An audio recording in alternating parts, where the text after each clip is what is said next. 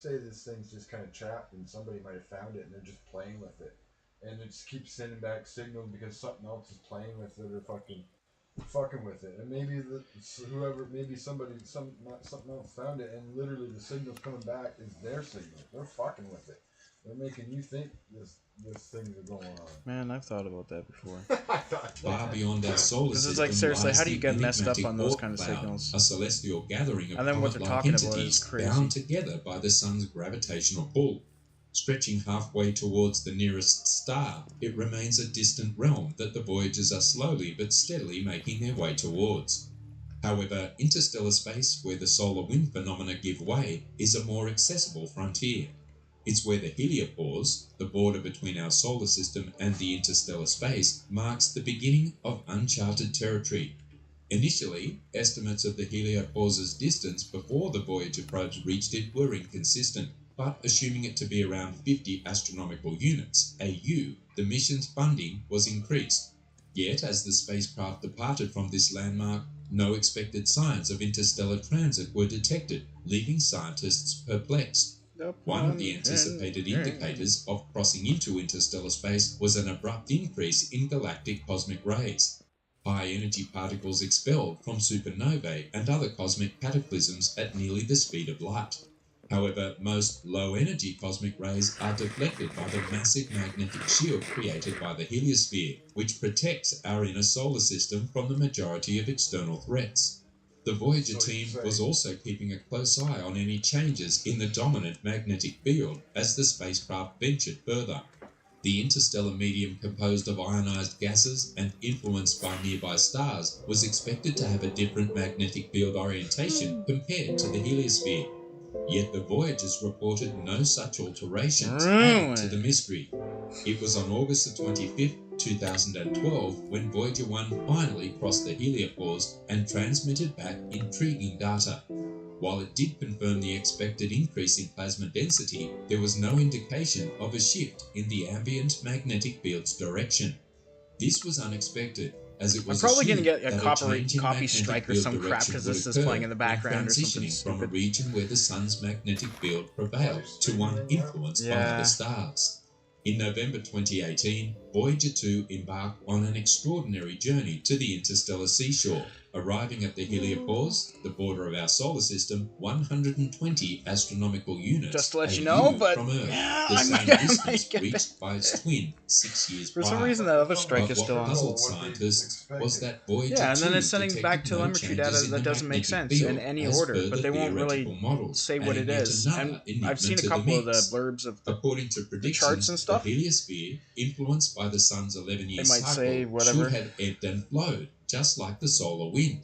However, none of the existing models could explain this discrepancy, as the solar wind was at its strongest when Voyager 2 arrived, suggesting that the heliopause should have been farther out than 120 AU. As the Voyager probes venture closer to the interstellar medium, their data reveals intriguing small-scale changes near the heliopause, influenced by the heliosphere's interactions. Yet, at vast scales, the magnetic field shows negligible variation. This raises questions about whether the spacecraft will eventually leave these turbulent shores behind and encounter the true interstellar magnetic field, or if the current understanding of the simulation is entirely off the mark. Some academics speculate that the Voyagers may still be within the Completely off the heliosphere, mark. while others are convinced by the significant increase in galactic cosmic rays and plasma density detected by the probes, pointing towards the majority opinion. Solving one of the most fundamental puzzles about the heliosphere is akin to trying to see a goldfish bowl from the perspective of the fish. We need an interstellar probe to shed light on it from the outside. However, while some technologies like answering machines, VCRs, and pennies have become obsolete, the Voyagers continue to defy the odds with their outdated yet resilient systems. These spacecraft are powered by technology from 50 years ago, with minimal software to operate them, and their designers couldn't rely on complex lines of code. Voyager 2 currently has 5 operational instruments, while Voyager 1 has 4, all powered by a mechanism that converts heat from plutonium's radioactive decay into electricity. but NASA has had to resort to a triage mode as the power output of the Voyagers diminishes by approximately 4 watts every year. 3 years ago, the mission's that doesn't make any engineers had sense, to shut off for the sure. heater for the cosmic ray detector, a The crucial half-life instrument for determining the heliopause of it. transit. Anyways, it should Despite last a lot everyone's longer than 50 expectation of its years. failure, the instrument kept functioning, How are they even in still extreme temperatures communicating that were with it in well beyond almost its instant tested real limits. time? A truly Well, it's astounding delayed. feat. It's delayed. The Like, magnetometer though? and Like, the it can't plasma be that science bad. Yeah, it's like a instruments are week, expected to be the a month's last delay. instruments to shut down, as they are or located not a inside month. the It's, they spacecraft's say it's main something like body, a couple weeks or warmed something by like the that. heat A produced week and a by half. the They get the computers, signal, while the and other then all of a instruments are sudden they're mounted like, oh on shit, a something's wrong. 43-foot-long You're too fiberglass late. boom. Yeah, it takes a week What and a half lies ahead for the for that thing, Voyagers? and then If all goes yeah, according to even plan, get signals. scientists might be able to But the one extend thing their they said it missions was until broken for a while. 2030, It but stopped, the and they're real like, okay, game that's the changer end of is its power. life cycle, and then it It's turned the back on determining somehow. It factor, started even though the sending Voyagers and will receiving keep forging again, ahead, and it's like, oh, that's undeterred fucked by up. challenges. In And a then it was like, oh, I'm mind-boggling sending all this timeframe of weird data. Like, that doesn't make 16,700 sense. It's like, are you years, being Voyager serious, or are they 1 just will trying to pass scare by people or make Proxima them think Centauri, that something our else is going closest on? neighbouring star. Voyager 2 Like, will that's follow why suit I don't fucking 3,600 years later. can't believe anything After that's that, they said. will continue to orbit the galaxy for millions of years, So long they're after our embellished sun stats has or just faded straight up away fucking and the clickbait? heliosphere has vanished. These resilient spacecraft will still be there, largely intact, unlike our tiny blue planet. Perhaps they may even deliver a final message at some point during their endless journey. However, it won't be transmitted over the radio, and if it is... We're constantly bombarded by meteorites, apparently.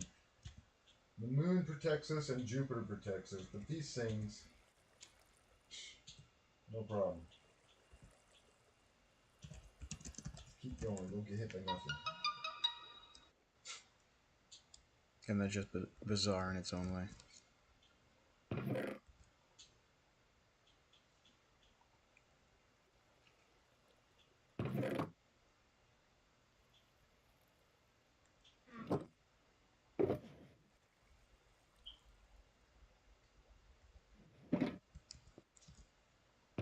Is there anybody out there? Researchers are looking into an intriguing radio wave emission that appears to have originated from Proxima Centauri, the Sun's nearest star neighbour, as part of the most comprehensive hunt for extraterrestrial life yet. The mysterious radio signal coming from Proxima Centauri has sparked a firestorm of rumours and conjecture online. It might perhaps be a calling card from a different civilization out there. Perhaps it is the real deal. Did a planet that is orbiting the closest star send us a message? What or who is sending this odd signal? Let's find out. During observations of Proxima Centauri, a red dwarf located 4.25 light-years from Earth in April and May 2019, the 64-metre Parkes Radio Telescope in Australia detected the faint signal. Notably, this weak star has at least 2 planets, one of which is a super-Earth orbiting in the star's habitable zone, the area where a planet with the right conditions could support liquid water on its surface. This super-Earth has at least 1.17 Earth masses. Parkes was being used by astronomers to detect radio radiation from the star's strong outbursts. Yet the most sophisticated SETI project in the world, the $100 million Breakthrough Listen project, was concurrently scanning the observations for extraterrestrial signals. Shane Smith, a student at Hillsdale College and a Breakthrough Listen intern, discovered a narrowband transmission at a frequency of 982.002 MHz in a region of the radio spectrum that is rarely used by man-made transmitters, buried in the data in late October 2020. The specific method and timing of Parkes signal detection are not quite clear in the press accounts, although it appears to have occurred 5 times, each lasting 30 minutes over a number of days, all while the telescope was pointed squarely at Proxima. Significantly, the signal disappeared when the telescope was pointed away from the star. In the end, a 16-foot wide circle around Proxima Centauri in the sky, roughly half the size of the full moon, seems to contain the bulk of the signal's origin. Breakthrough Listen uses software filters to separate the signals coming from deep space from the noise of signals coming from Earth or satellites orbiting the planet. But this transmission was distinct from any that the project had previously experienced. The signal is known as BLC-1, or Breakthrough Listen Candidate 1, by the researchers, and the word candidate is being emphasized. Even a slight suggestion of extraterrestrial life excites people, even as researchers continue to study the signal and specialists warn that there is almost definitely an ordinary earthly explanation. Since Proxima Ozma was launched, scientists have been searching the skies for radio signals that might have an artificial source. These murmurs from extraterrestrials are believed to resemble the broadcasts humans use to communicate, as opposed to the radio waves the cosmos naturally creates. These transmissions would only operate inside a relatively small band of radio frequencies. As a further indicator that the radio source is emanating from a far-off cosmic object, such as a planet orbiting a star, they would also exhibit a distinct drift that would indicate the source is travelling either toward or away from Earth. The hunt for extraterrestrial life has been protracted and utterly fruitless, at least in terms of trying to uncover extraterrestrial civilizations. The Serbian-American inventor Nikola Tesla thought he had caught radio transmissions from Mars at the end of the 19th century. There is no life on Mars as far as scientists can tell from countless observations and decades of robotic probe missions. Dame Jocelyn Bell Burnell, an astronomer who had contributed to the construction of a new radio telescope in 1967, was sifting through a large amount of data when she noticed an odd signal that was barely audible but yet kept repeating. The team thought about little green guys after ruling out any meddling from earthly sources.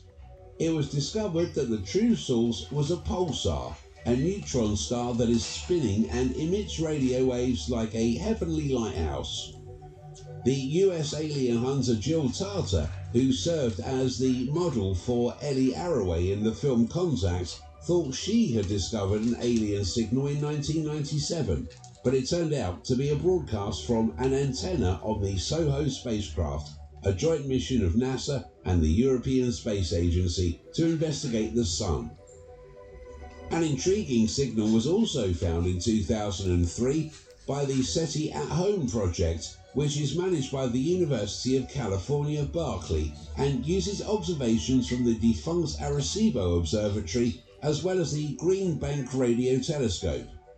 3 observations of the SHG B02 14A radio burst at 1420 MHz were made before it vanished.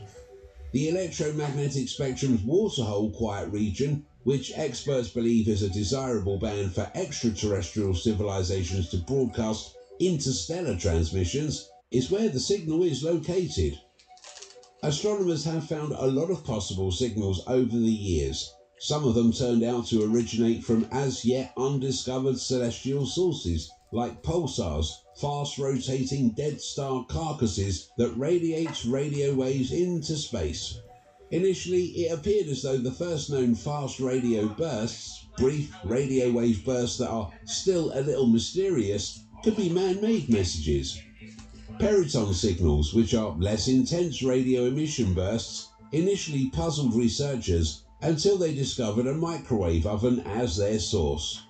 A satellite that has not yet been identified, a plane flying overhead, a transmitter on the ground close to the telescope's line of sight, or perhaps something even more banal, like faulty electronics in a nearby building or a moving car, could all be potential sources of BLC-1's anomalous transmission. Scientists conduct all of their SETI investigations in a complete sea of interference. There are many different signals. It all boils down to being able to distinguish between our own technology and a very distant techno signature. Then there are the signals that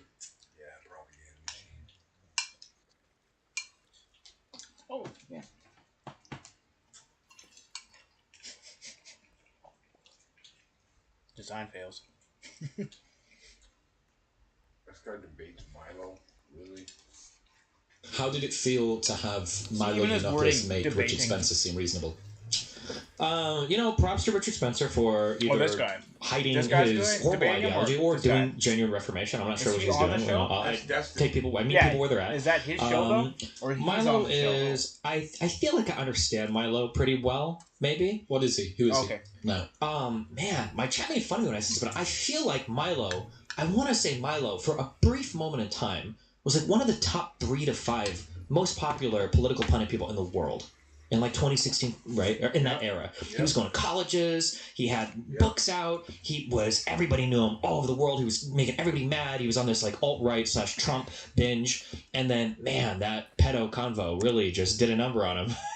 It just, yeah. The beginning of the spiral down. Did you see the vlog where he flew to Hawaii to try and throw his engagement ring into an active volcano, and then the Hawaii local environmental organization said, we don't let people go and throw personal possessions into active volcanoes. So he got a bottle of vodka, rented a boat, and then was drinking the bottle of vodka, showing how expensive the ring was on his phone before he, blink, just threw it into the Pacific. I did not see that. That was a sad vlog to watch. Jeez. So where is he now? Who is he now?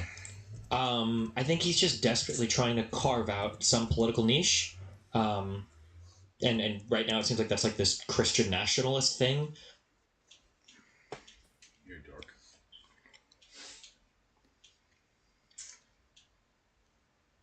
You know who else is a dork? Cece.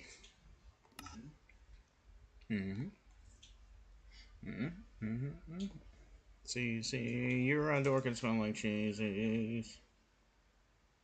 You can smell like cheesies. Ladies and gentlemen, it's the pleb. In tonight's story, we are going to talk about Tucker Carlson coming after the Canadian government. Yes, Tucker Carlson, Fox News, you've been seeing the headlines. The Canadian progressive groups want to have Fox News banned in Canada. Well, Tucker Carlson is putting his foot down. Tucker Carlson is coming out with a documentary based on Canada. It's going to be amazing. Wow. I have the trailer for you guys. You will not want to miss this. I have other clips of Tucker Carlson talking about Canada. There's going to be a lot of Tucker Carlson in this video. But before we start this video, ladies and gentlemen, make sure to subscribe to the pleb. Bill C11's here, internet censorship, the government's going to control what you see on YouTube. So make sure you subscribe to me.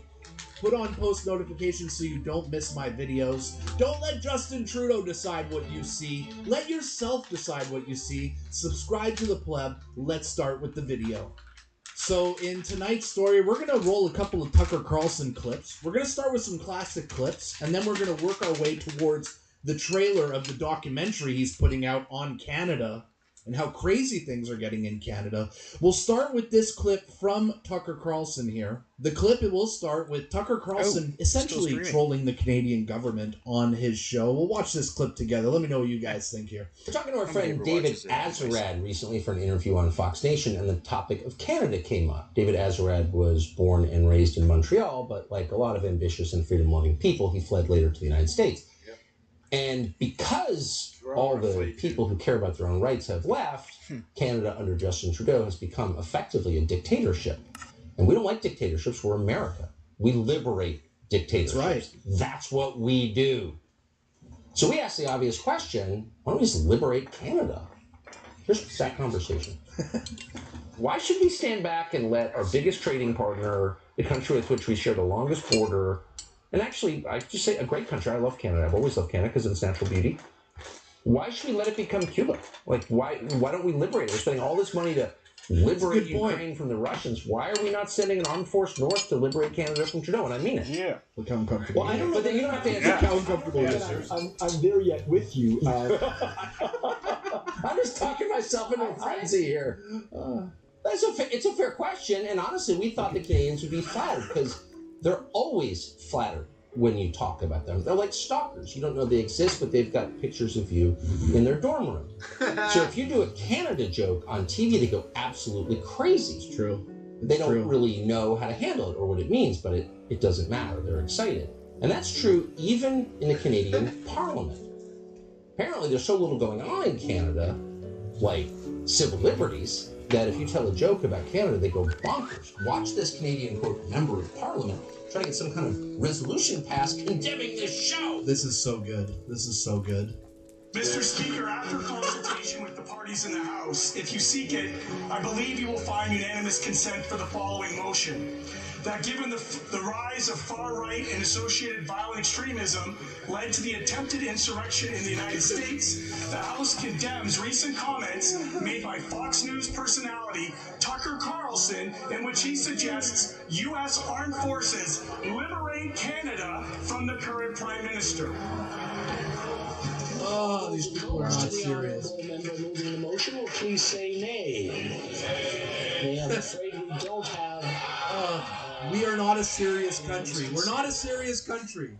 We're not. It fails, and we don't want to be too picayune or anything, but we did not suggest the armed forces liberate Canada. You're flattering yourself, Canadian member of Parliament. We wouldn't need the armed forces. Liberal. But your college roommates. Just round up the sled dogs, and you wouldn't be able to move. We're not actually going to do it just yet. There's something to think about. Settle down. Settle down. Tucker Carlson is a master troll. That was so bloody funny. Just watching our Canadian government melt down over a clear joke shows that we are not a serious country. Anyways, Tucker Carlson has been trolling the Canadian government on his show for months. It's great to have an ally like Tucker Carlson, but what I'm about to show you is an actual documentary that is coming based on Canada and Justin Trudeau and everything that has happened in Canada in the last couple of years. Watch this clip. Let's watch it together. Here for more than 100 years, the United States has, as a matter of official policy, opposed dictatorships around the world. But what if tyranny arrived right next door? What would that look like? And what would our government do in response? Would we liberate the people living under authoritarian rule as we have around the world? That is the topic of our upcoming Tucker Carlson Originals documentary, Oh Canada. Here's a first look at what we Look at found. this trailer. This is dope. The cost of freedom is always high, but Americans have always paid it. Some nations may be able to turn a blind eye to atrocities in other countries. The United States of America is different. Fortunately for the oppressed, America's influence is considerable. Yeah, Tucker Carlson is for Canada. Oh, Canada. Oh, mankind. We like to say people kind. Exactly. All right. The police then moved in and arrested me. In the entire time that I was in prison. Ooh, this is gonna be good. Yeah. Oh, this is gonna be good. Fuck you, Trudeau, you piece of fucking trash. She bruised, her hands were bleeding. I was arrested, handcuffed, and put in jail.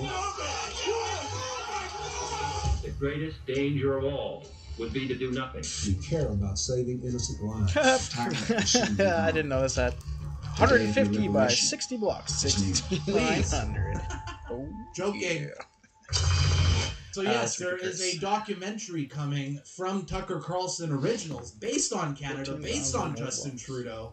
Let me know in the comments, man.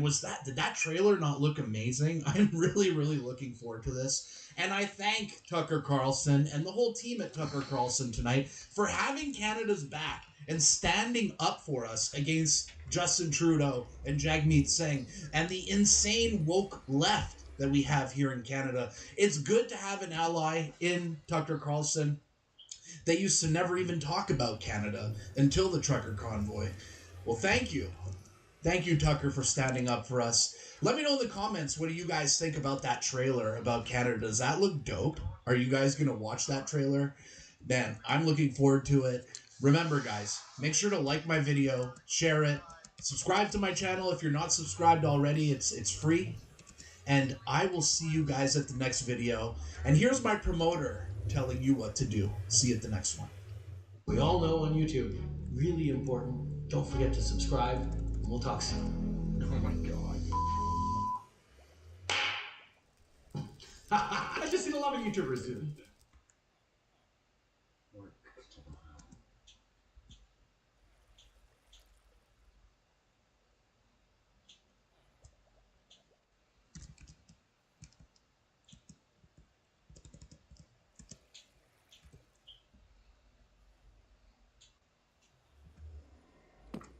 what I did in the thumbnail, right? I want to do that, but I want to have a river underneath as well. What am I thinking about? This is what I need.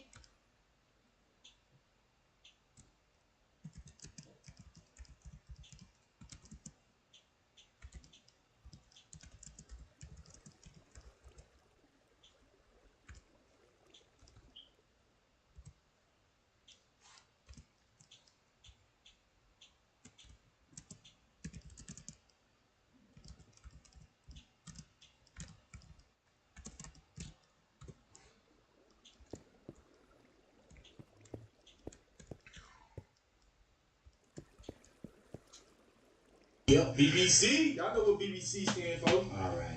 I don't. I didn't get it from Seriously? Maybe. Yeah, it's actual network. Okay. Yeah, that's probably a thing somewhere out there. Big black. But I've been trying to figure out, like, okay, so we know Big black cousins. Big black cousins. Isn't he like Big black customary gifts. Biscuits. British reporter or something? But he's not a part of this network. He ain't part of I know, so he's overseas. I'm like, bro, it's called the BBC. That's what I'm saying. You know, it's evidence you told. You can't stop saying it. Clashing so much with them. Like, why is it American people clashing with the British people? Are we always having not clashing, but like, why are we always in the same like reporting system? I think Piers is I think he's conservative, I would say. Yeah. So they have all that same thing going on over there. They're democracy. Yeah. And it's the same language, so it only makes sense to, you know what I'm saying, that we have democracy was founded when we was a British colony. I got a question. So do they got Republicans and Democrats in England? I have no idea. I'd assume so. I feel like, yeah. Oh, he lives in America. I thought he lived out there. Okay. Because like they should have different parties. They have a queen too. So like oh yeah. So like the queen, and the prime minister. The queen of England. They have the Conservative Party and the Labour Party, and the Labour Party is the Liberal Party. Okay, that makes sense. That's pretty much the same thing here. Yeah, okay, makes sense. Yeah, I was wondering. Yeah. It says Elon Musk slaughters BBC reporter in live interview. This is recent. Well, you're wrong. I've seen the same thing though. It says they have 4 parties: Wow. Conservative and Unionist Party, Labour Party, Cooperative Party, Scottish National Party, and the Liberal Democrats. Where do you see that? The Liberal Democrats. So they got libs. But the Labour Party is left, so I guess that is the Liberal Party. It's more than 2. How many parties? I think we got 3. We got a bunch of them. You have 3. Republican, Democrat, and I remember one of our presidents had their own Independent.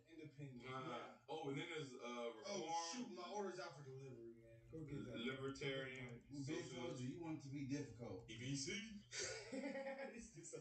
All right, this is why UK and the United States news is combined, basically. Not combined, but a lot of correlated. Yeah, correlation things. It said the policy emphasizes close coordination with the United States. It's just common language, ideals, democratic practices of the two nations. So basically, everything's pretty much the same. You think they got the same owners? What? What do you mean? Like news networks over here and BBC over there. No, They have the same owners.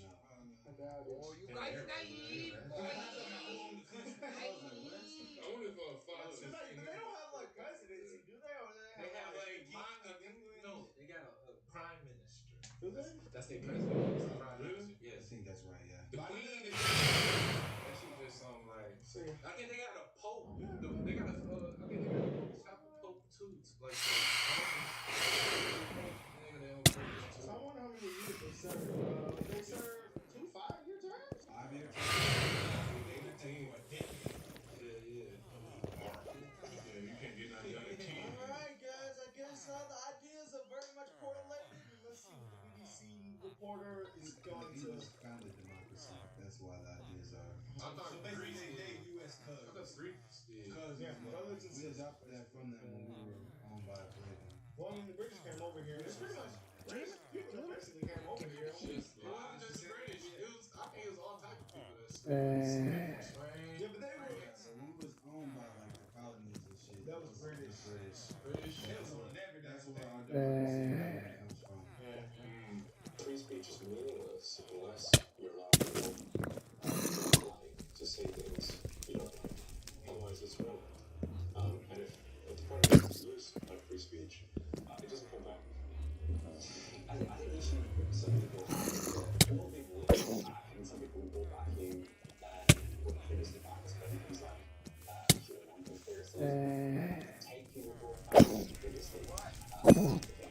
People like him. People like buzzwords. People like buzzwords. Misinformation and hate speech. Hate? Nobody like us talks about hate like that. Man, seriously. It's hateful, right? Like, seriously. Yeah, it's fucking annoying, man. I don't talk about hating people and stuff. Well, that in turn means that what you saying that it's hate speech is hate speech on me.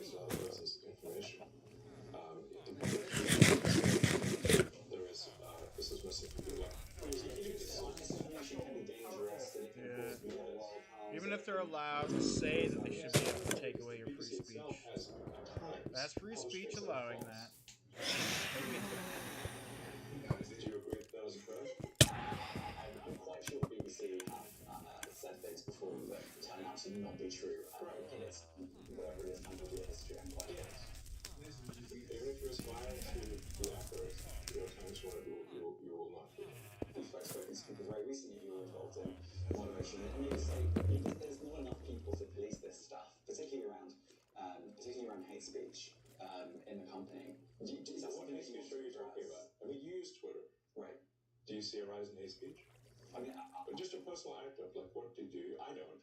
Personally, for you, I would see I get more of that kind of content. Yes, personally. More of it. I'm not going to talk to the rest of for the rest of Twitter. So do you see more hate speech personally? Starter-in-law there, buddy. You can't fucking figure out the way to say it. He's saying the suggested stuff for you stuff, so stuff that's suggested to him. Yeah, I mean, just content that will solicit a reaction, something that may include something that is slightly racist or slightly sexist, those kinds of things. So you think if something is slightly sexist, it should be banned? No, is that what you're saying? I'm not saying anything. I'm just curious. I'm trying to say what you mean by hateful content, and I'm asking for specific examples. And you just said that if something is slightly sexist, that's hateful content. Does that mean that it should be banned? Well, you've asked me whether my feed, whether it's got less or more. I'd say it's got slightly more. That's why I'm asking for examples. Can you name one example? Honestly, I don't name a single example. I'll tell you what, because I don't actually use that for you feed anymore. Because I don't really actually use that for you. Did you hear that? The way he messed up his wording up there? Yeah, he still uses it. He just can't justify because he's still using it and doesn't want to make... Oh, I know what they're talking about now.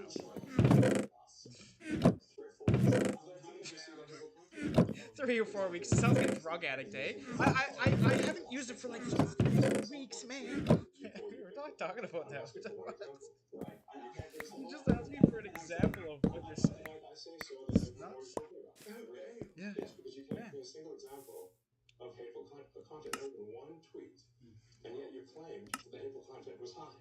Well, that's false. No, what I claimed was there are many organisations that say that kind of information is on the rise. Now, whether it has on my feed or not, I mean, right, and someone like the Strategic Dialogue Institute in the UK, they will say that. So these people will say all sorts of nonsense. They ask you for a single example. You get in one. Right, and as I've already said, I don't use that feed. But then how would you know that? I don't think this is getting anywhere. He literally said you experience more hateful content. He said he doesn't use that feed. Name a single example. Right, and as I said, that's absurd. I haven't actually looked at the feed. Then how would you know this hateful content? Because I'm saying that's what I saw a few weeks ago. I can't give you an exact example. Let's move on. We have the next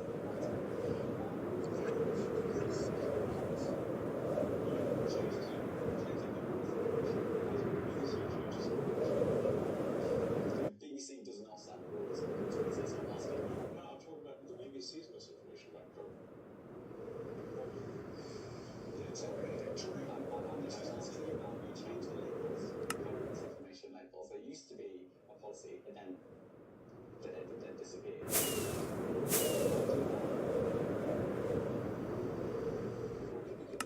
COVID is no longer.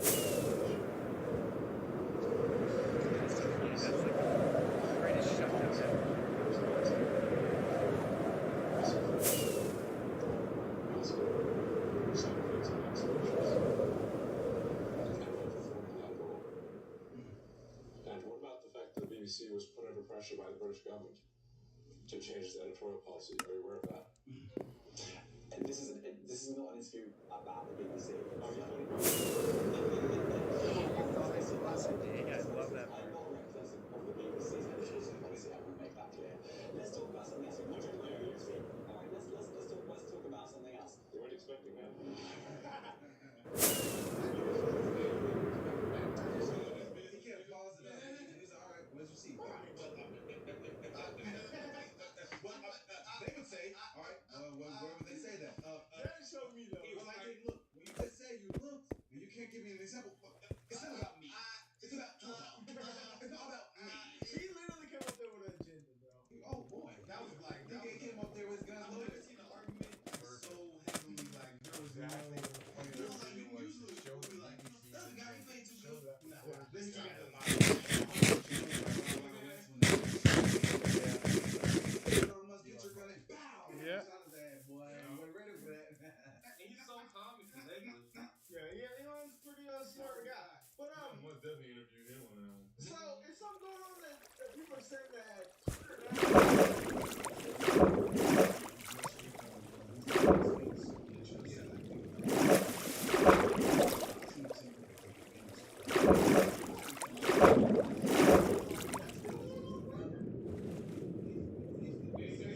Like now, who's more free speech? I see somebody who, man, I hate N-words. N-I-G-G-E-R-S. And he bought the blue check.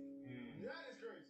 You made it, but you know, it must be a great point. He's like, yeah, can you really have free speech if the person that you may not like say something you may? That makes sense. Yeah, he said free speech is meaningless unless someone you don't like can say things that you don't like. Yeah. That's Yeah. facts. I was like, yeah. There was like, they sent to Donald Trump, they sent to Andrew Tate, they sent to Kanye, and it's supposed to be a free speech platform, like they're supposed to be allowed to do that.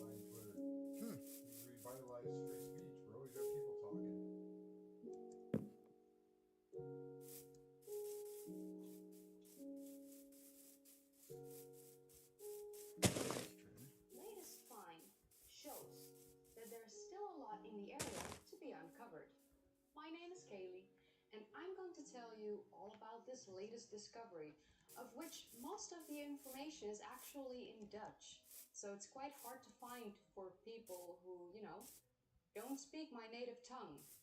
So I'm here for you. I'm going to tell you all about it. The team of archaeologists from the Dutch and Italian museums have been excavating at Saqqara, where they unearthed a grave tomb that belonged to an official named Paneshi. Paneshi was actually an Egyptian noble who bore the title of chief servitor of the Aten temple of Aten at Amarna, also known as Akhetaten. He also bore the title of second prophet of the two lands, and he was the seal bearer of Lower Egypt. He was quite a high official from the time of both Akhenaten, probably a high official during the short reign of Tutankhamun, and later on a high official during the reign of Ramses II.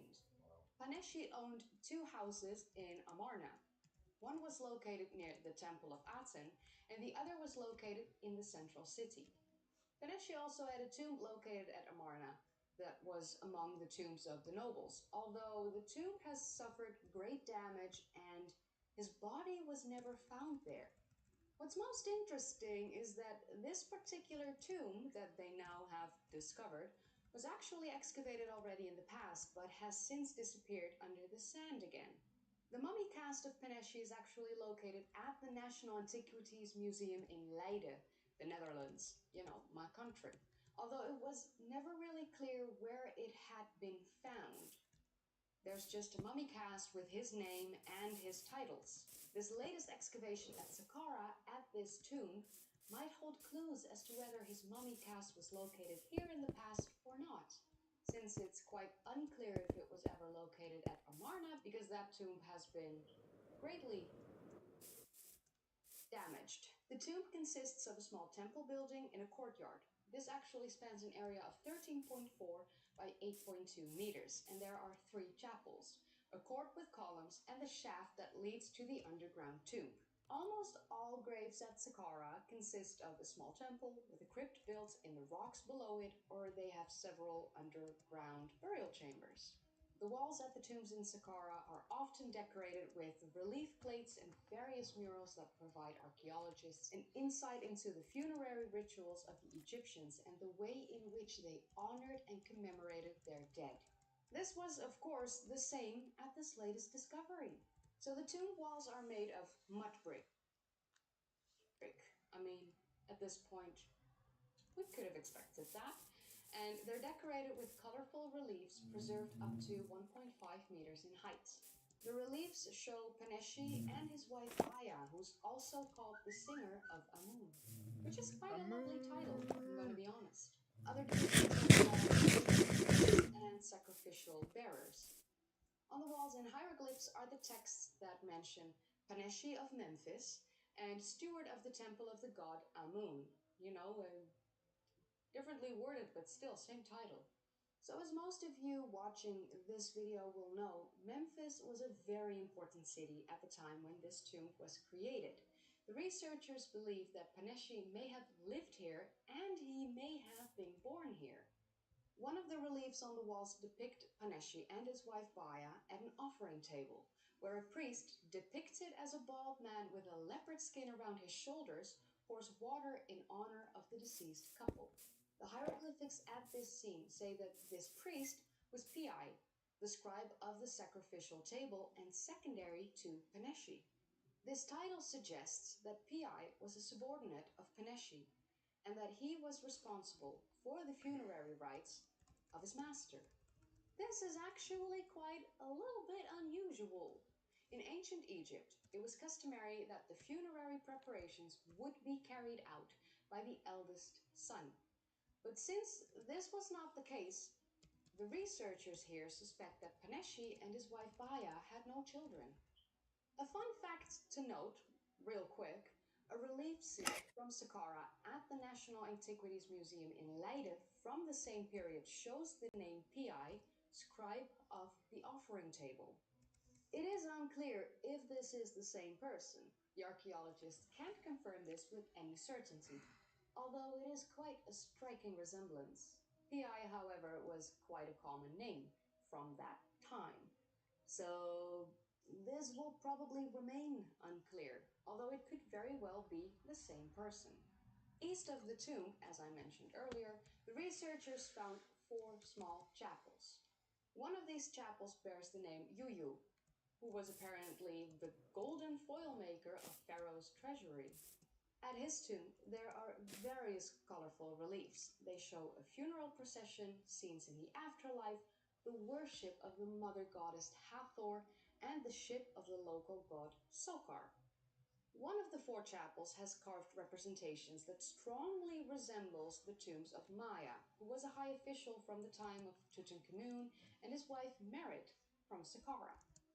The researchers actually suspect that the artist who created these depictions in the chapel may have seen these images at the tombs of Maya and his wife Merit at the time, and that they were inspired by them. Although, this cannot be confirmed, it's just a highly educated suspicion, which I like. I like highly educated suspicions. Saqqara may be mostly well known for its many archaeological finds. It's nearly as famous as Cairo and Luxor to the general public. Yes, Boris had to meow through that sentence. I don't know why. Of course, as many of you watching this will know, Saqqara was the burial place of Memphis, which used to be the capital of ancient Egypt. And of course, the most famous step pyramid of Djoser was revered during the dynasty of ancient Egypt. The step pyramid that I've mentioned numerous times on my channel. I've actually created quite an extensive video on the step pyramid of Djoser all the way back in 2020. I'll actually put it as a card in the upper right corner for you to watch. And I've seen the step pyramid of Djoser myself last October when I was touring Egypt with NXT. From adeptexpeditions.com. Adeptexpeditions.com. Yes, I screamed that a lot while I was there for that month. I'm a fun person. So the Dutch National Antiquities Museum in Leiden has been excavated in Egypt since 1975 and has in the past worked with the Egypt Exploration Society in London, and they are currently partnered with the Museo Inisio in Turkey. I have a museum tour of the National Antiquities Museum in London. I will also put the card in the upper right corner for you to watch. They have a wonderful collection that's been gifted to them by or it's it's also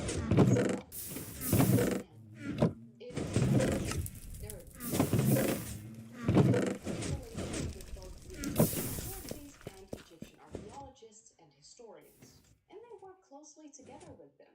So, what do you think of this latest discovery? Are you excited? Just as excited as me to see what else will reveal to us in the future? What more is under the sand? Let me know in the comments down below. Well, yeah, this was the end of the video. If you enjoyed watching, then don't forget to give it a thumbs up, subscribe if you'd like to see more of these kind of videos, and click that bell icon if you want to be notified whenever I upload. That's going to be fun. If you haven't seen my previous videos, subscribe for more. Check the links in the description down below. Check a video in the end card. Whatever floats your boat. I would like to say a massive thank you to all my patrons and my fans. Thank you so much for supporting me. I cannot stress this enough, but I'm eternally grateful for all you guys do for me. It's taken a while. I have my driving exam in less than a week. I think I'm fully prepared. I cannot be certain. I'm stressed out. And I'll be alone for like 2 weeks because the dad has to go off to the other side of the world.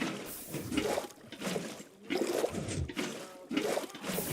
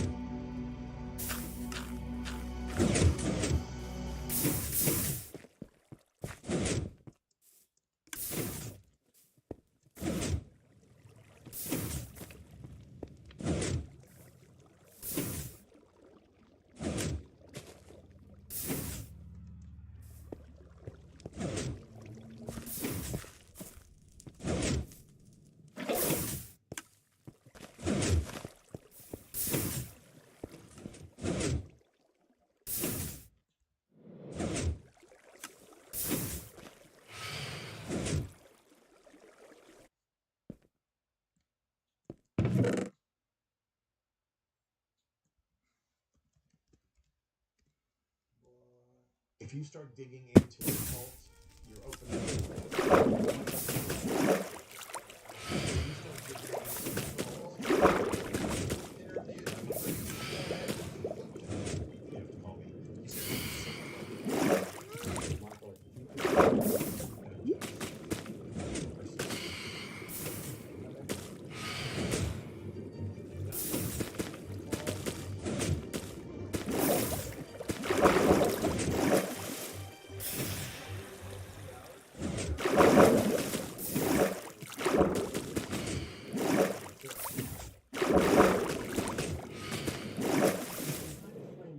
wouldn't you say?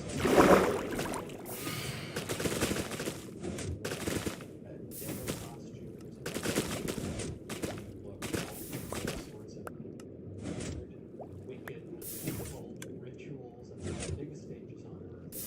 And yet some people still believe it. We are joined today by Father Dan Reba, not only a Catholic priest, the exorcist. I am. Thank you, Michael. Good morning. Good to be here. People tend to like commentary that focuses on the day-by-day policy, and then the culture, and then even sometimes the spiritual stuff that underpins it. The most pushback I ever get is when I mention demons. When I mention things like people stop me and they say, Michael, well, now you're getting crazy. You're talking about things that don't exist. We do.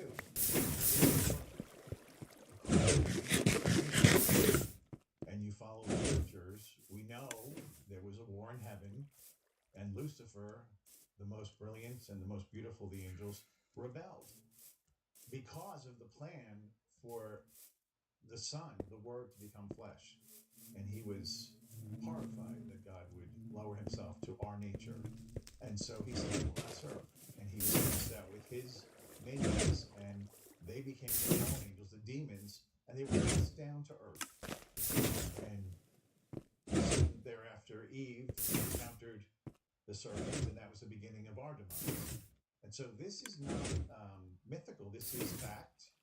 The devil is a real person in the sense of having a will, an intellect, spirit, but he's a person. And what you said is true, that he used to be very good, and he used to be very subtle. And it should worry people that he's suddenly not worried about being. That means what most people would deduct from that is that he realizes that his reign is coming to a close, and he's using everything he has now to try to drag as many people down with him, so we can go to hell too. What would you say to people who say story club, but I don't believe that the Bible is anything more than a collection of stories that influence the culture. I don't believe there was any such thing as Satan. I don't believe in Adam and Eve. I don't believe anyone bit the apple. I don't believe in original sin. I don't believe in the personification of evil. I don't believe in evil, period. I think we're basically just a bunch of facts, and all of our conceptions of these things are just chemicals falling off in our brain. Oh, well, yeah, you're not a believer. Good luck. But that's it. If you don't believe, I can't make you believe. But that's your decision. And I would say you better really dig into what you believe a little more deeper before you make your final decision. Because think about the consequences. If you're right, no harm at the end of life. If you're wrong, you spend eternity separated from God. That would be a lot to risk. So just on basic common sense, it would be good to do your research before you come to it. Because I would say you don't really understand. Have you done any investigation? Have you read? Have you researched? Have you looked at? Well, there's so many miracles in the church. Just the Eucharistic miracles. Baffle NASA. They can't figure out how they were done. And for people who are not Catholic, the Eucharistic miracle. The Eucharistic miracle would be in the course of a Mass when the body and blood of Jesus is transfigured from bread and wine. Now, during the Mass, we can't see that, but we believe it. But on occasion, to bolster the faith of the Catholic community, the Lord will actually allow allow the appearance and the accidents, you call it, to be changed into the body blood as well, which means the host starts bleeding and dripping human blood, male blood, from a man of Middle Eastern descent, and the host becomes the flesh, the cardiac muscle of a heart that's been horribly beaten and assaulted, and still has white blood cells even weeks after it's being tested. That's not explainable. So you'd have to say, how does that happen? That's the good side. But on the bad side, if you were an exorcist and you watch someone levitate off a couch, and I can't put that into the DSM manual classification of a psychological disorder, you'd have to say something's happening here. There might be something beyond what I believe. So I'd say maybe do your research a little more before you come to that conclusion. Have you ever seen anyone levitate off? I have. Go on. Before he's even done talking. Well, it's an interesting thing because in the Catholic Church in America, the USCCB, that's our governing body of bishops, we're the only body of bishops that require, before we do the rite of exorcism, the person has to have both a physical checkup and a psychological exam. Psychological exams are expensive. They're about $2,000. So, and we don't charge the victim because they're already suffering. They often don't have the resources. They want their home, their job, usually their wife, their husband. Because the law says that I have to have moral certainty that the devil is. And to do that, we have to have psychological talk and all this. Okay. When I saw the man levitate off the couch, I had moral certitude that that's not a psychological condition. In all countries, the exorcist needs moral certitude to perform an exorcism, that there is presence of the demon. But like I said, in America, we have to do those 2 tests to rule out other things.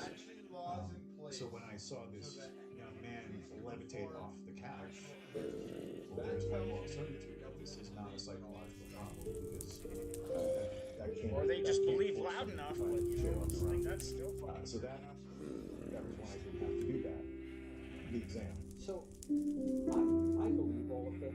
None of this surprises me. My view of the world is a Catholic view of the world.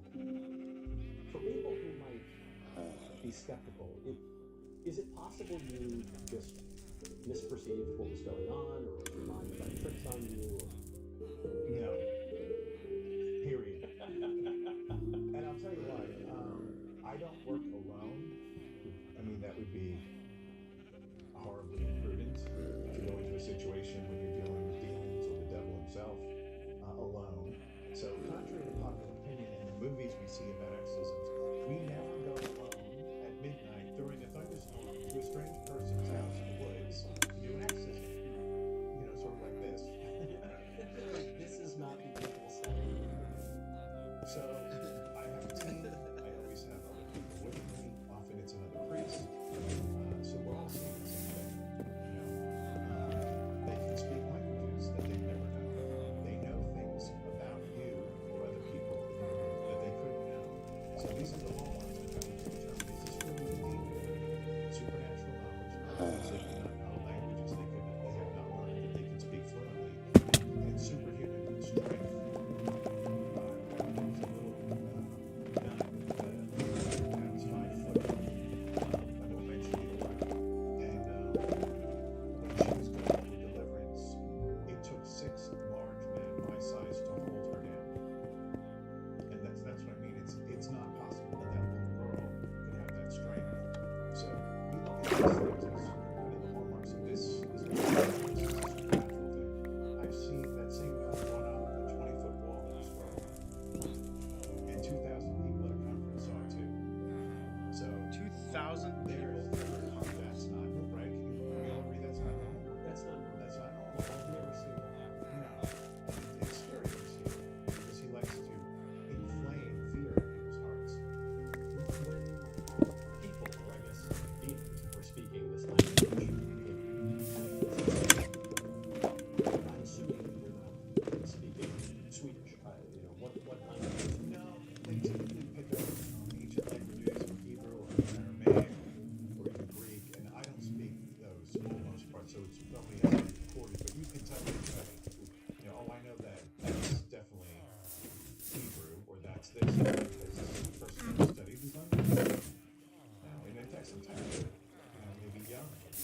16-year-old who hasn't even gone to high school, and then or they can tell you things about yourself. So we always go to confession before we go into the not that we're sinning, on these ways, but we want no weapon leveraged against you. Confession. I had this experience taking me to figure out something probably pretty basic. Confession is the sacrament where Catholics go in the box like you see in the movies. Confession says, I am before the priest. The priest says, hey, go tell us all about it. And you go.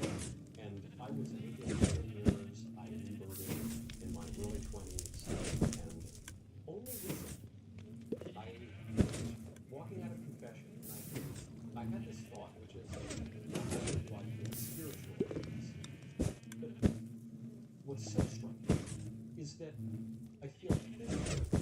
So I can understand feeling spiritual because maybe there's just some psychological thing happening when I say these sins to the priest. But I would go to the confessional and I would be racked by whatever, wrath, lust, gluttony, go down the list. And I'd be shaking almost.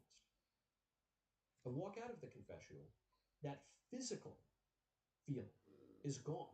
And I said, how do you explain that? If confession is not what it says it is.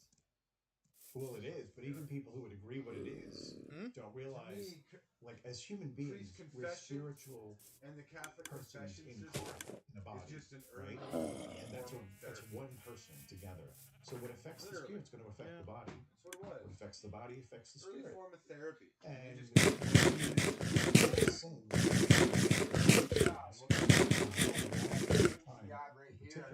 right demons Dad, that hook into I'm a piece of trash. Thanks for and creating they me. harass You're us, awesome. and they follow each other in packs.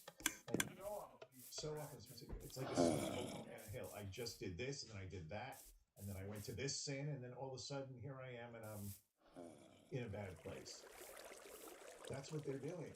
They're pushing you to keep going further into your sinfulness. And when the priest absolves He's doing stuff and things. So not only is their soul wiped clean, the demons are broken off the person. And so when you feel that levity, that lightness of leaving the confessional, so many people say that So I we feel do like have a a weight's off my chessboard back.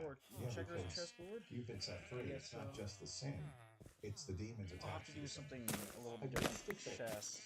A bunch of different pieces, like maybe a board behind the person that shows was merely a what the items hopeful are. metaphor for what goes on in our moral lives.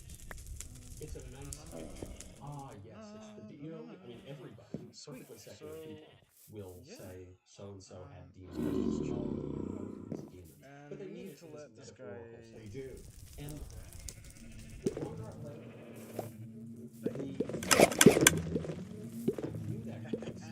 and even more so, the less of a distinction I see between the literal and the figurative.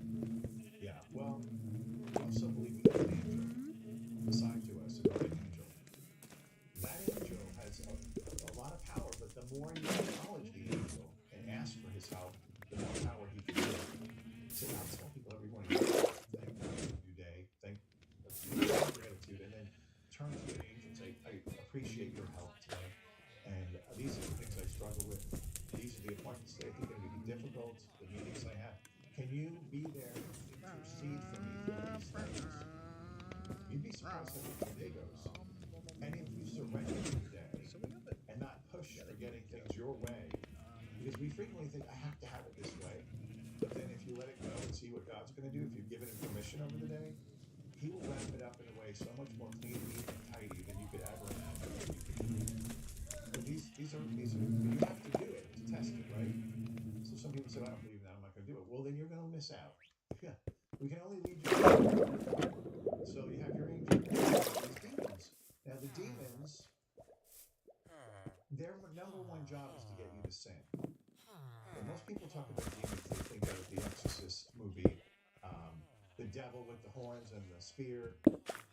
He can appear that way, but 96-7% of his work is to tempt to sin, and all of his minions. Because when we sin, we break away from God.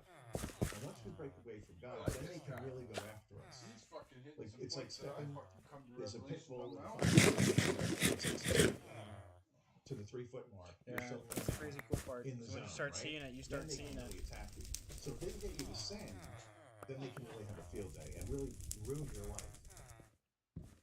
Coming after you physically, like the supernatural effects of the devil, both personal and as soon as the natural, the targeting somebody through vexations or obsessions or oppressions or possession would be ways that we say is the supernatural power of the devil to inflict harm on somebody. Well, what is the distinction between all of those tricks? Okay, so vexation and infestation is normally things that happen in somebody's home, in their space.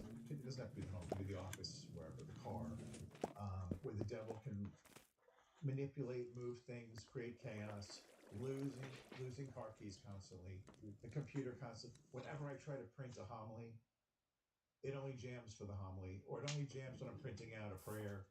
That would be like, I'm like, oh yeah, so I have to take authority over that spirit of blockage. And then it just goes right through.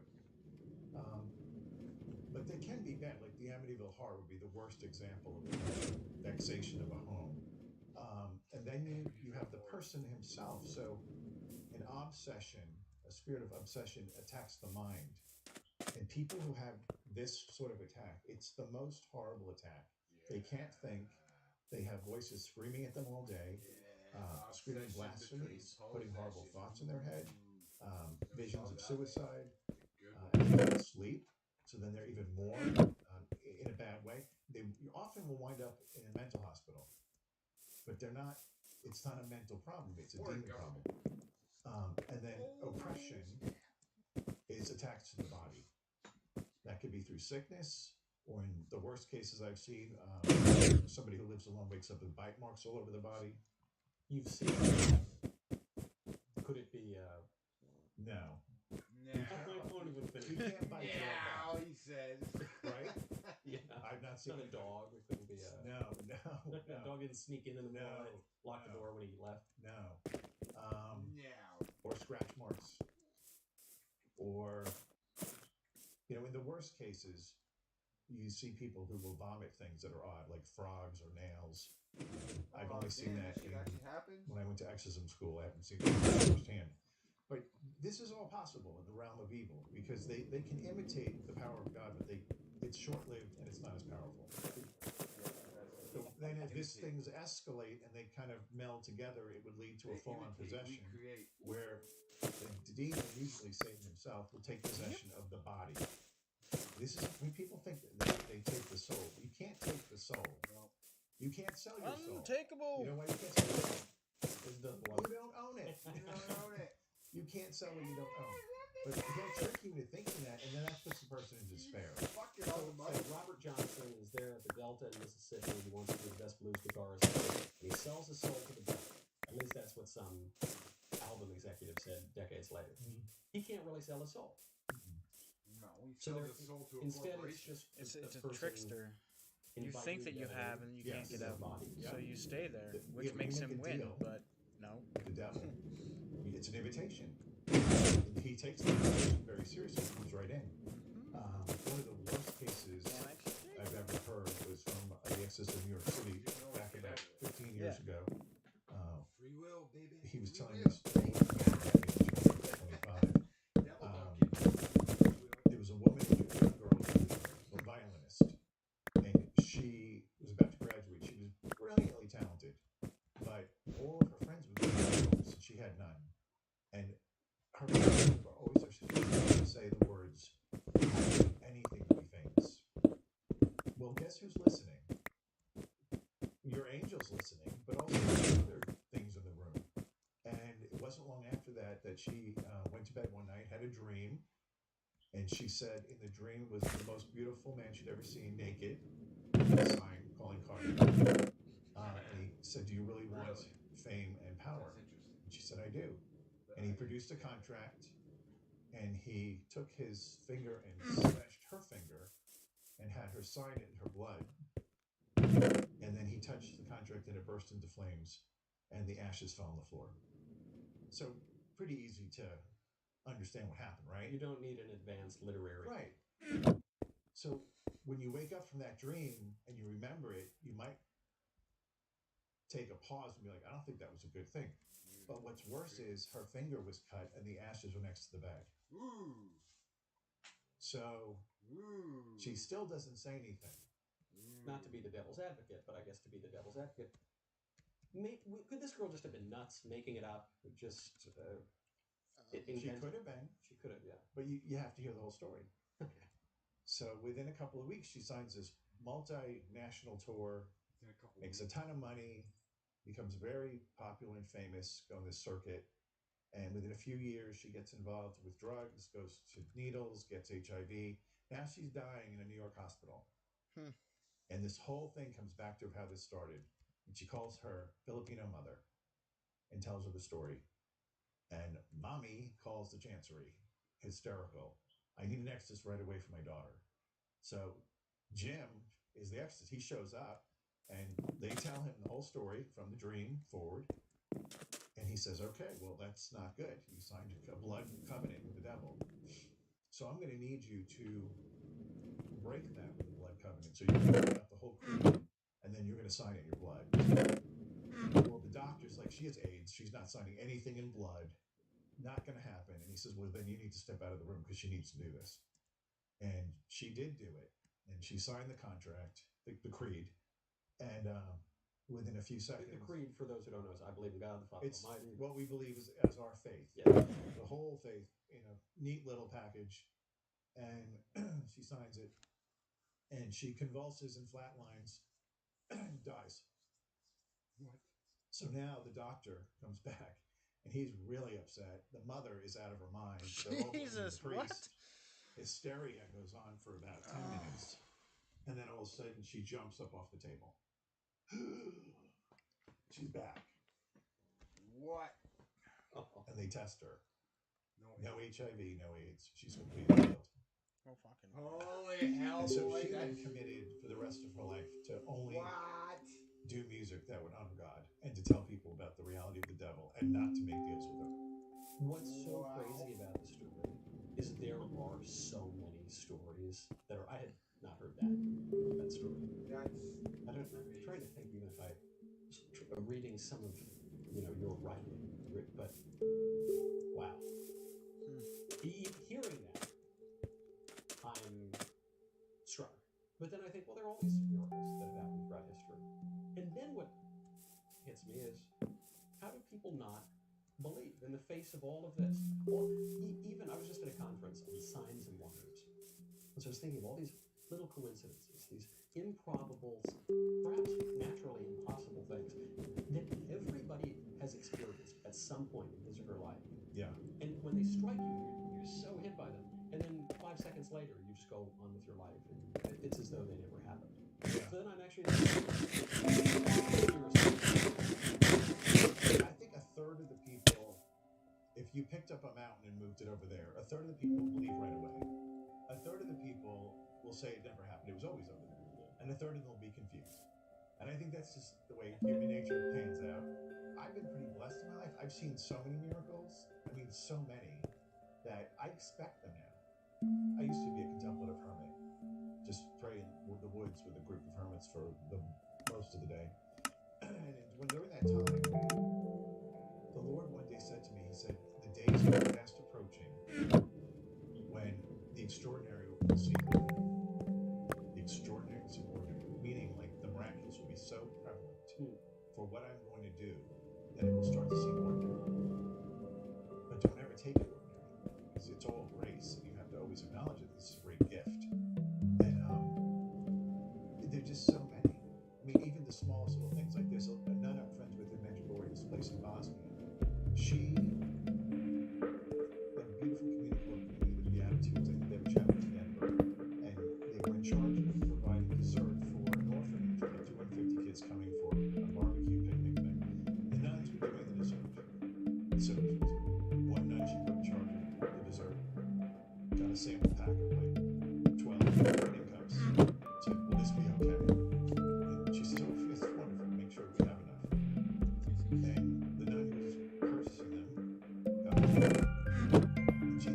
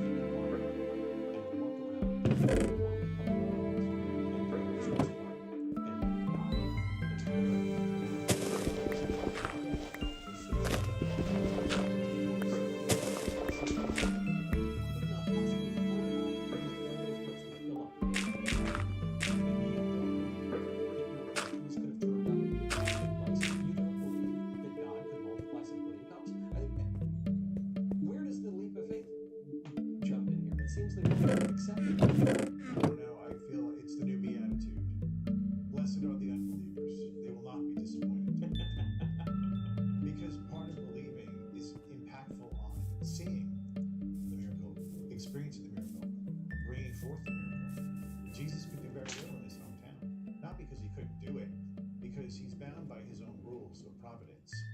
And so he has required that faith be part of him doing the miracles. So if you're not going to believe, you're not going to see him. Unless, he has an incredible amount of love for you to the point of, like Saul of Tarsus, where he's going to force you to see. Which he sometimes does. Yeah, sometimes he'll do it. When I was rebirthing after 10 years of debauchery and decadence and atheism, practical if not explicit,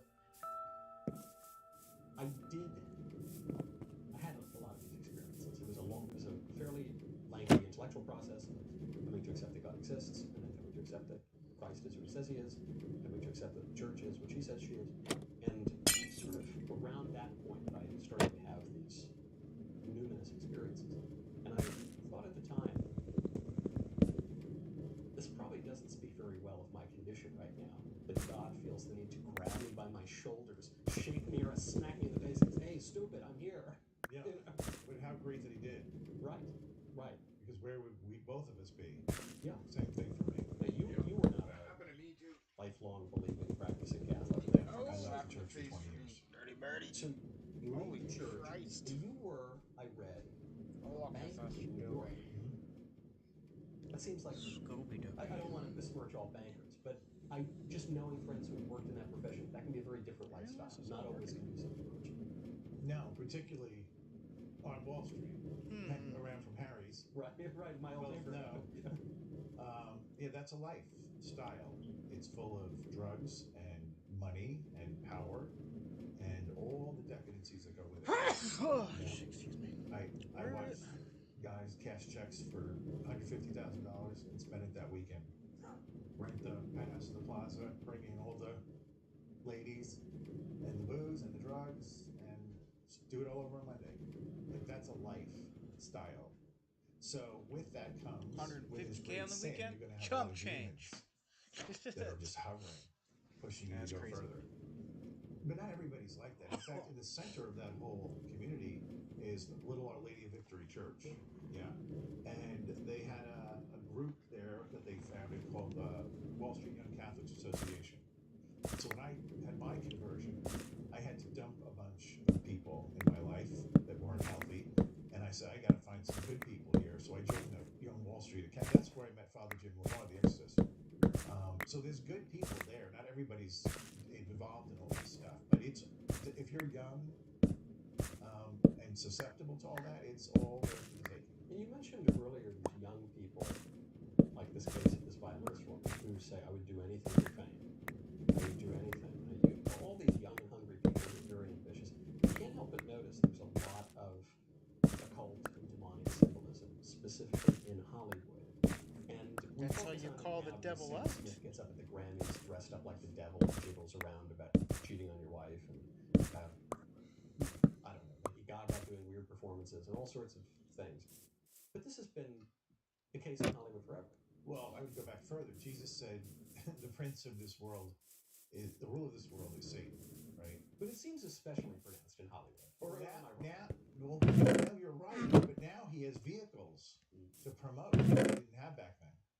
So, I mean, think about this. That violinist, that was pre-social media. Now, think about all the people on Instagram that just want to be loved, and they put all this stuff out there. Why? So that you'll like them. It's all about envy. Instagram is just about envy. Yep.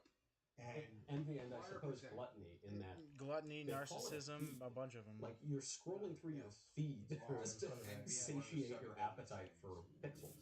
Yeah. So and then Twitter is one of the seven that's all about anger. Narcissism isn't. Yeah. Oh, And Facebook is that they just sell you. Yeah. So they're all involved in one of these sort of capital sins.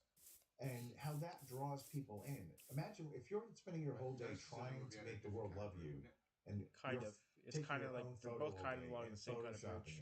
And putting in fancy backgrounds and then posting it. Saying, narcissism is all about yourself, which is kind of like selfish. Envy is about envying others. Yeah, and you're not supposed to idolize or worship somebody else as yourself either, right? You're not supposed to do either. And those people are trapped because that don't doesn't worship end yourself. after don't one post, worship and they have to somebody do one else. tomorrow. Don't be envious of somebody else, or envious of yourself. Like, don't hold or have animosity of other things that you cannot control. From Hollywood, even the things you show can. business, And a lot of people I know in that industry, in Hollywood in particular, do not turn out very well. You especially think about child actors, all of whom go completely off the rails. Oh, that thing is broken. Maybe most actors that I know I can't. Christ. Have terrible lives. I don't just mean because they don't make any money, like most actors don't make any money. I mean, their personal lives are just get wrecked, and more so than my friends who are in other industries. Well, again, think about what they do all day. So the focus of their life is on them and being in front of a screen, and then on a big screen where everybody can clap and tell you how great you are, and everybody around you probably, to not get pushed off the team, is telling you what you want to hear. And your life is so focused on you. Think about all the marriages. Like, it's a joke.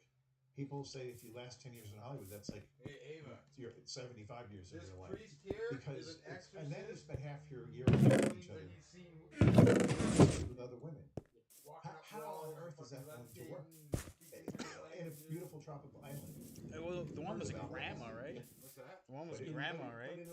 In essentially summer camp, because film sets are, it's like summer camp. I mean, it's this whole group of people. It's an experience there forever. You can see how that would go off the rails. Speaking of demons and all this stuff, have you heard about the AI demon? They call it for a reason. Heard it before. Is an AI mirror artist. It's making sense for. I'm almost saying more years now.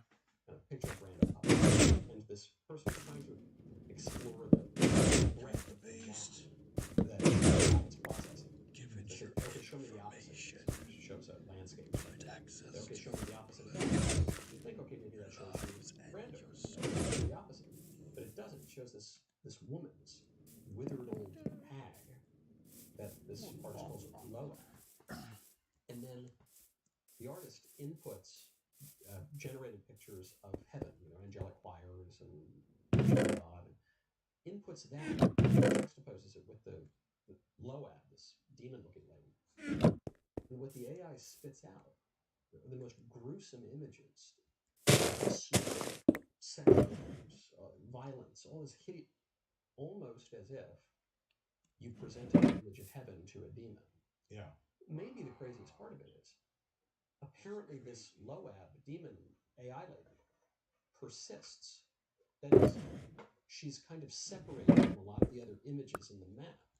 And so AI seems to like her. She keeps popping up. She doesn't get smeared and blurred with all the other images. And I'm reading about this and I'm thinking, is this just a weird, quirky coincidence? Or is this a well, you can't know for sure, especially being the party, not present for the whole thing, right? I didn't even hear about that one, by the way. I heard about the time computer who went to test the whatever it is, GHC, whatever. ChatGPT. Yes, and went in and started talking to the thing, and it was civil for the first 5 minutes, and then that person left, and a new person came with a different name, and that person was much more intrusive, and sort of really I pushing noticed into that too. I don't know if it was a man or woman, but their personal life. It was a man. And then out of the blue says, "I love you," to the man. And he's like, "Okay, that's weird. First of all, you're not real, and you're not a person." And then I wonder which the one he's thing talking starts about. telling him he has to leave his wife. She's no good for him. She's going to destroy his life, and dragged him down a rabbit hole of horror, right? And when he got out of it, he couldn't sleep the whole night. So that's a sign that something is irritating him, even after he left. So that would have more telltale kind of signs by what happened after he left, and not being able to sleep is one of them. And it really it kind of terrified him. He's like, "That was so weird. I would never go back on that thing." There was another one on TikTok of a father who was testing this whole AI thing with a person. And then the son wanted to try it. So the dad's like, "Sure, it's fake." So he's, and all of a sudden the son goes, well, where did you come from? And he says, "Well, I existed from long ago." And he goes, "What does that mean?" Sounds like He this goes, guy's I was one of the giants. And he goes, what do you mean by giant? He goes, a Nephilim. He goes, who is your father? And he goes, Satan. And then he goes, but I'm not going to hurt you. And he puts up a happy face. So then the kid's like, Dad, He said that to this the kid. thing is going down. Maybe a it weird depends on path. how you And prompt then it. the father started watching, It and can be it went speaking- weirder. Where did you come from? And then the dad's come like, from "We're long off." ago. Right? So that's not Yeah. normal My father was for from a one of the programmed giants. computer program The to go Nephilim. into, I'm the son of Satan, and I want to be your friend, and I'm not If going you to give us hurt the you, although Bible, I then can. say speak from So I can hurt you. Yeah, that's what he would But say. I'm going to be nice to you. Depends on what how you. I how do regularly yeah. refer to my phone as a portal. Just out to of hell. nowhere, if you ask So, it that, it's you not know, gonna. I don't I guess think. I'm not terribly surprised. What phone do you have? An iPhone. Yeah. The image on the iPhone is what? It's an apple with a white ticket. Yes. It's actually the shape of an eye too. That's kind of funny. That is odd. Yeah. Forbidden fruit. Because it's the I eye was on the walking apple. through a mall just the other day, and I looked at the Apple store. At that one, I said, "Wait a second. Does that have some security?" It's subtle because you don't think of it right away, but then when you start to see all the evil that can be perpetrated through the phone, and the apps and the social media, all of it, we live in the most difficult time to be virtuous. So 100 years ago, even, they didn't have to contend with any of this. None of it. And the portal to hell on the phone, the main one that people write into my show about all the time, that I suspect has a lot to do with the kind of weird demonic activity we see, is porn. Yes, that's the true pandemic. I assume Catholic priest, you hear plenty of confessions. I do. Is it 100%, 90, 80% of men are confessing to this sin? Well, my parish is lower than normal because we've been fighting it. Okay, but normally 95% of men they're coming in weekly with this problem, right? And they say, I don't want to do it, but it happens every week. So right away, again, there's a demon of lust attaching to them and pushing them.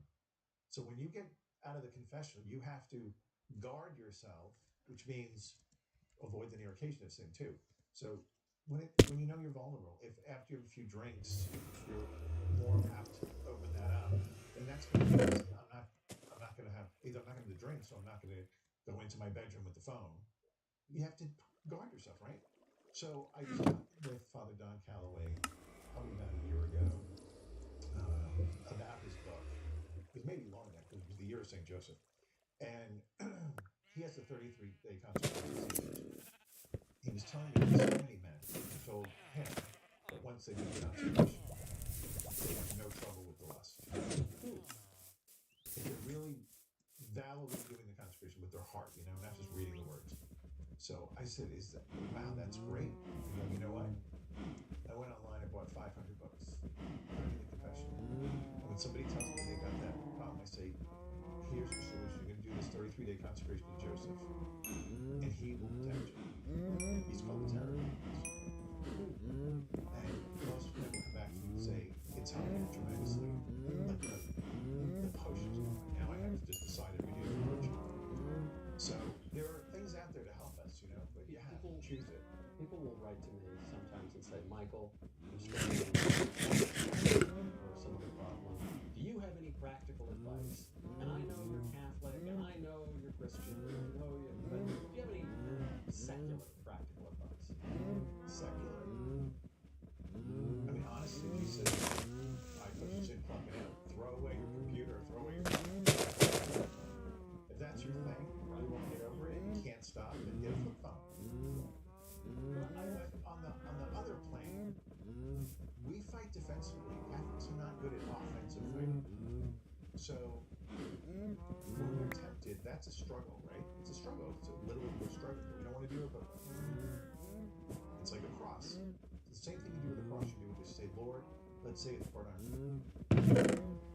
You know I'm struggling here, and I hate this. So right away, close your eyes, look at Jesus on the cross, look at his face, and say, Lord, I give you this temptation, and I ask you to convert this to grace to rescue 100 other men who are about to commit this sin. Well, it takes you out of the temptation. The prayer puts you in intercession prayer for others, and he'll do it. As part of the mystical body, we have that power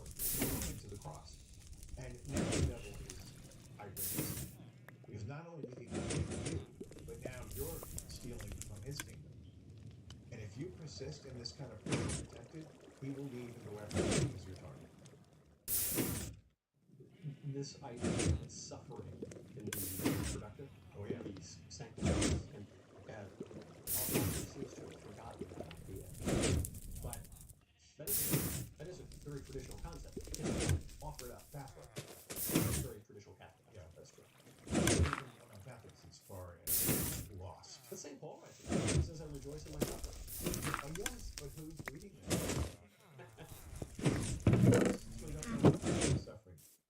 Most people tell me, no, God just wants me sick. I say, okay. The fact that you can at least use it while you are sick. Maybe he'll heal you more, but in the meantime, you can offer that back to help save your life. What's wrong with that? I would think about sometimes what's called the prosperity gospel. People say God wants you to be rich, basically. Yeah, it was rich in hell. That's not a real gospel. Yeah. Jesus is God. His first life was where the animals ate. Okay?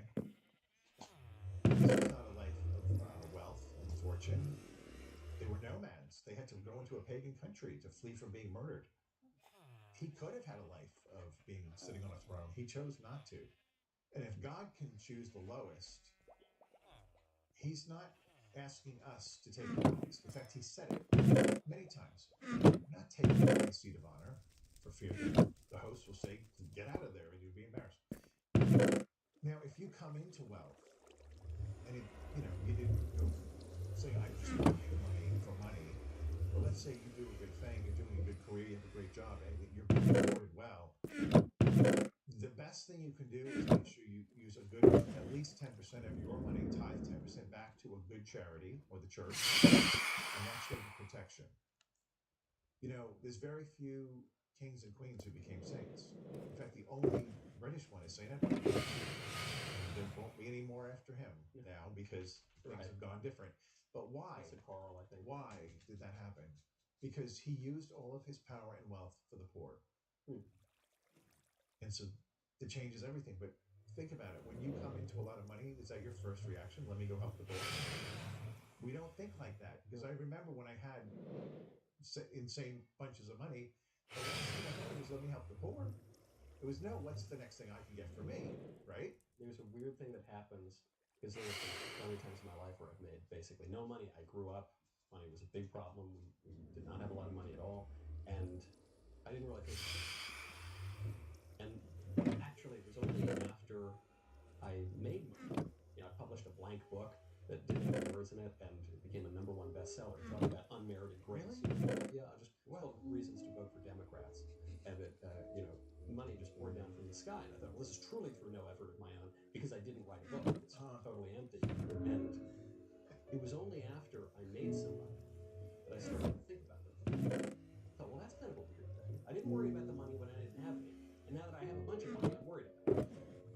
Isn't that just the way sin works? Kind of, yeah, because that's your new focus. That's your new God. The love for money is the root of all evil. It's the love of the money. It's not the money. What strikes me about talking to your father is we're here talking about demons, possession, people spitting out frogs, and speaking Latin, and doing all these crazy things. It's really eerie.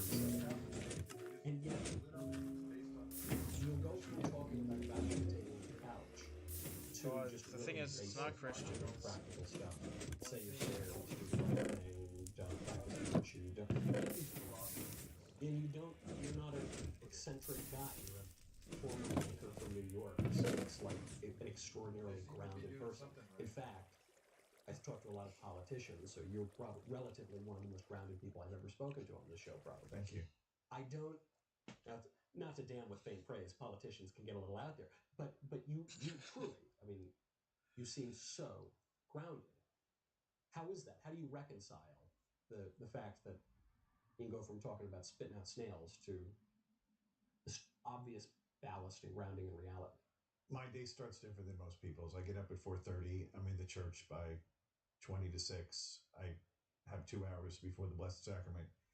Hear confessions, celebrate Mass, and then I start my day. And that's what keeps me grounded. And that's why I get up that hour, because nobody is going to call me at that hour and say, I need you to come and do this, that, and the other thing. So you protect your morning, you pray, you pray for the people you're supposed to be praying for. I pray for the whole world every day. I pray for by name Pope Francis every day. There's a list of people, and if you're fighting Jesus Christ or our church, you're on my list. So AOC has been prayed for most recently.